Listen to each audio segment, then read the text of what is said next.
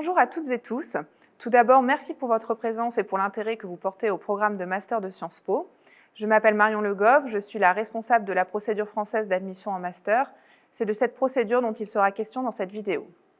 Avant de commencer, je me dois de vous rappeler en quelques mots les critères d'éligibilité. La procédure française d'admission en Master est ouverte à tous les candidats issus de l'enseignement supérieur français et qui peuvent justifier, ou le pourront à la fin de l'année universitaire, d'un diplôme de licence ou équivalence. Si vous êtes titulaire d'un diplôme de niveau Bac+3 étranger, je vous invite à regarder la vidéo dédiée à la procédure internationale d'admission en Master. Arrêtons-nous un instant sur le vocabulaire qui sera utilisé tout au long de cette présentation. Ce que nous appelons Master Sciences Po désigne les programmes de Master en 2 ans qui se déroulent entièrement à Sciences Po. Les Masters joints font également partie de cette catégorie. Ce n'est en revanche pas le cas des Masters en 1 an qui font l'objet d'une procédure d'admission spécifique. Lorsque nous parlons de double diplôme, il s'agit de ceux ouverts à tous les candidats. Il en existe près de 50 à Sciences Po et vous pouvez en retrouver la liste sur le site internet des admissions. J'attire votre attention sur le fait que les doubles diplômes qui ne sont ouverts qu'aux étudiants de 3e année de bachelor ou en première année de master à Sciences Po font l'objet d'une procédure d'admission qui leur est spécifique et ne sont par conséquent pas inclus dans cette catégorie. Ainsi, vous pouvez vous porter candidat à un master de Sciences Po uniquement. Vous devrez alors soumettre votre dossier avant la date limite de la procédure française d'admission en master, à un programme de double diplôme uniquement. La soumission de votre dossier devra alors avoir lieu avant la date limite spécifique au programme choisi, ou encore à un programme de double diplôme et à un master Sciences Po. Dans ce cas, c'est avant la plus précoce des 2 dates que vous devrez veiller à soumettre votre candidature. Dans ce cas, chacun des programmes fera l'objet d'une décision d'admission qui lui sera propre. Il est important de souligner qu'il n'est pas possible de faire 2 choix de double diplôme ou 2 choix de master Sciences Po. Penchons-nous désormais sur le déroulement de la procédure d'admission. La procédure d'admission en master Sciences Po repose sur 3 phases. Tout d'abord, la constitution et la soumission de votre dossier de candidature complet avant la date limite. Il fera alors l'objet d'une double évaluation académique au cours de la phase d'admissibilité. Parmi les critères de sélection, on peut évoquer la qualité des résultats académiques, la motivation clairement exprimée, l'adéquation du projet professionnel avec le programme choisi.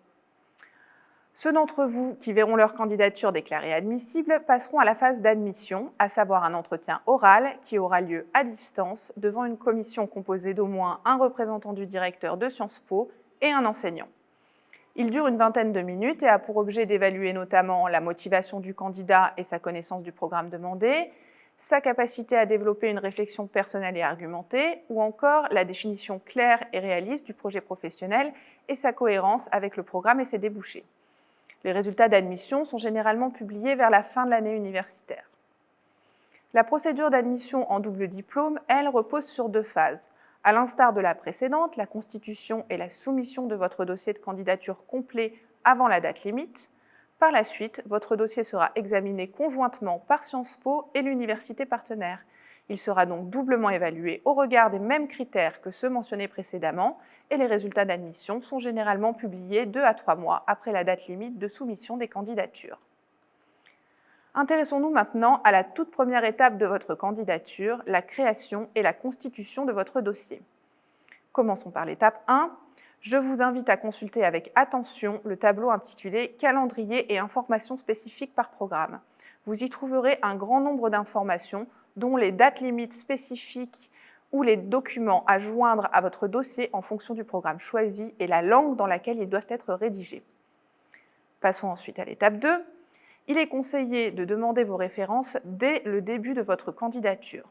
En effet, cela permettra de laisser à vos référents le plus de temps possible pour remplir le formulaire qui leur sera automatiquement envoyé.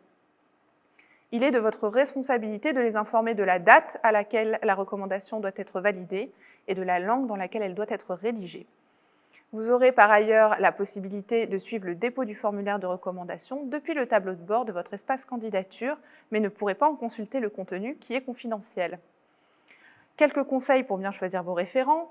Choisissez des référents qui vous connaissent bien, qui peuvent témoigner de vos capacités et de vos qualités et qui feront de vous une recommandation positive. Vos référents académiques doivent avoir évalué votre travail, notamment écrit.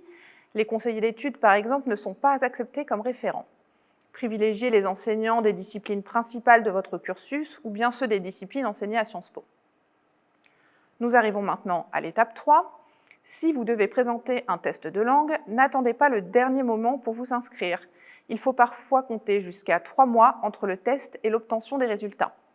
Si vous pensez pouvoir bénéficier d'une exemption, n'hésitez pas à consulter la page dédiée de notre site internet afin de vous assurer que votre situation correspond à l'une de celles qui y sont listées. Passons à présent à l'étape 4. Pour tous les programmes de Master Sciences Po et de double diplôme, vous devrez télécharger dans votre dossier de candidature les documents suivants au format PDF. Un curriculum vitae, une pièce d'identité, les relevés de notes de toutes vos années d'études dans l'enseignement supérieur, y compris les années passées à l'étranger en programme d'échange, le cas échéant, et enfin une attestation officielle de votre université indiquant votre moyenne cumulée de premier cycle. Des pièces additionnelles peuvent vous être demandées pour certains programmes, par exemple un test de langue ou une lettre de recommandation professionnelle. Je vous invite une nouvelle fois à consulter systématiquement le tableau calendrier et informations spécifiques par programme sur notre site internet pour n'oublier aucun élément. Nous voici à l'étape 5, une étape centrale de votre candidature. Je parle évidemment de la rédaction de votre lettre de motivation. Tout d'abord, assurez-vous de la rédiger dans la langue du programme choisi. Gardez à l'esprit que les évaluateurs lisent plusieurs lettres de motivation chaque jour. Ils apprécient donc les lettres qui ont été soigneusement rédigées et structurées. Il est important que vous puissiez exprimer une idée concrète du domaine professionnel auquel vous vous destinez et de formuler quels éléments précis de votre personnalité ou de votre parcours antérieur vous mènent à faire ce choix. Si vous vous présentez à 2 programmes, vous devrez exprimer votre motivation dans 2 espaces distincts. Nous approchons maintenant de la fin de la constitution de votre dossier. À ce stade, vérifiez que votre dossier est bien complet. Une recommandation ou un document manquant et votre dossier sera considéré comme incomplet. Vous pouvez désormais procéder au paiement de vos frais de candidature. Ceux-ci s'élèvent à 150 €. Les candidats boursiers du Crous et dans certains cas les candidats en situation de handicap peuvent bénéficier d'une exonération. Pour plus d'informations sur ce point, je vous invite à consulter le site internet des admissions. Nous voici arrivés à la dernière étape de la phase de candidature, la soumission de votre dossier. J'insiste sur l'importance de cette étape car en effet, payer les frais de dossier ne valide pas automatiquement votre candidature. N'oubliez pas de cliquer sur « Valider votre candidature » avant la date limite, sans quoi votre dossier ne sera pas étudié. Pour terminer, je voudrais vous donner 2 derniers conseils. Une bonne candidature est avant tout une candidature préparée et présentée avec soin. Pensez par exemple à nommer correctement tous vos documents. Enfin, n'hésitez pas à consulter la page de notre site internet intitulée « Candidats non admissibles ou non admis ». Elle vous permettra de prendre connaissance des éléments qui pourraient mener à une non-admission et par conséquent d'en savoir un peu plus sur nos attentes. Un grand merci pour votre attention. Je vous présente tous mes vœux de succès dans votre candidature et dans la poursuite de vos études. Si vous avez besoin d'informations complémentaires, n'hésitez pas à contacter notre équipe. Sciences Po.